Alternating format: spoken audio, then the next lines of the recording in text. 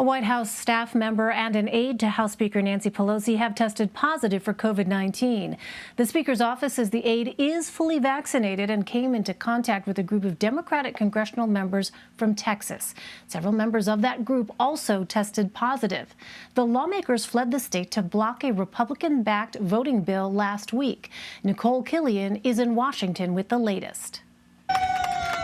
Tonight, those Texas legislators who fled to Washington are trying to contain a COVID breakout among their own. We don't regret coming to D.C. at all. As two new cases surfaced with an administration official and a staffer for House Speaker Nancy Pelosi, both of whom reportedly met with the Texans and were fully vaccinated.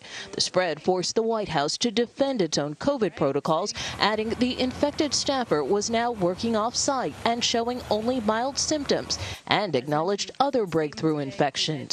The White House Medical Unit has conducted contact tracing interviews and determined no close contacts among White House principals or staff or the president. The senior spokesperson infected in Speaker Pelosi's office worked with the Texas delegation last week, but he had no contact with the speaker. It has only more reason for all of us to be vaccinated as he was.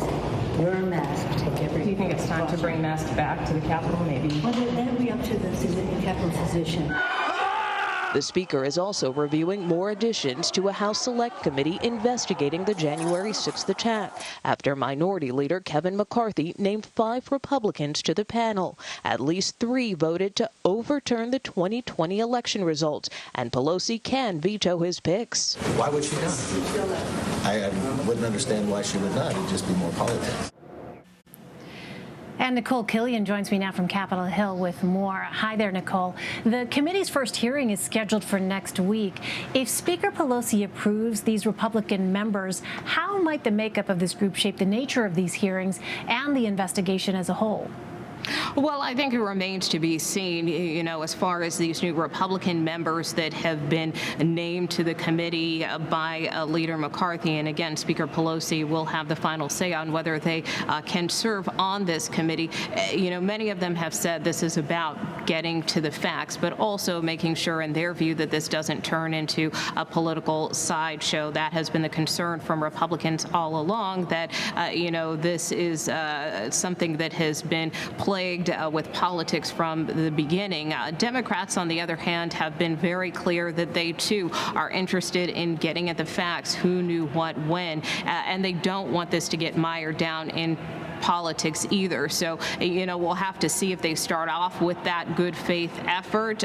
But, certainly as things continue with this panel, that could change. We do know, as far as this first hearing is concerned, that lawmakers will be hearing from several police officers from U.S. Capitol Police, also Metropolitan Police, who were on the front lines that day, including one of the officers. I'm sure you've seen that graphic video by now, Officer Hodges, who was forced in a doorway, screaming out for help. Officer Mike Fanone with D.C. Metropolitan Police, as well as Officer Harry Dunn of U.S. Capitol Police, who has really been making the rounds here on Capitol Hill in recent months to advocate for a bipartisan commission to look into this attack, although now, of course, we know that this select committee will be taking its place for now.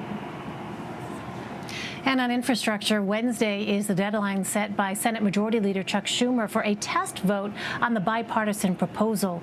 Where do negotiations stand between both parties, and what do you anticipate Wednesday on the Senate floor?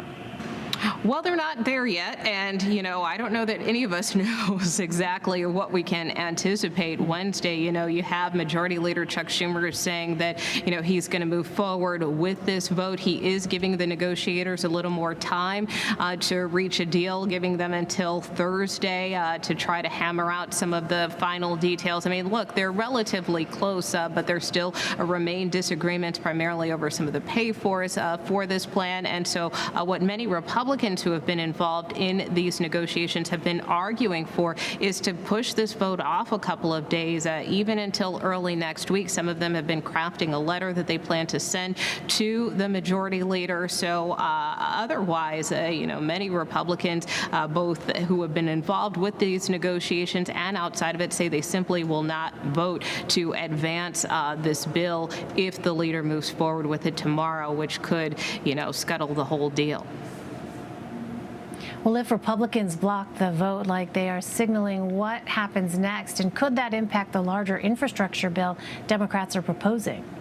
Well, like I said, it's possible that it could impact the ability for these negotiations to continue and that the deal could be completely scrapped. It's also possible, obviously, that these negotiators could keep negotiating, but one has to wonder if that good faith effort will really remain, because Republicans and Democrats who have been working at this for several weeks now say that they are committed to, getting some type of bill.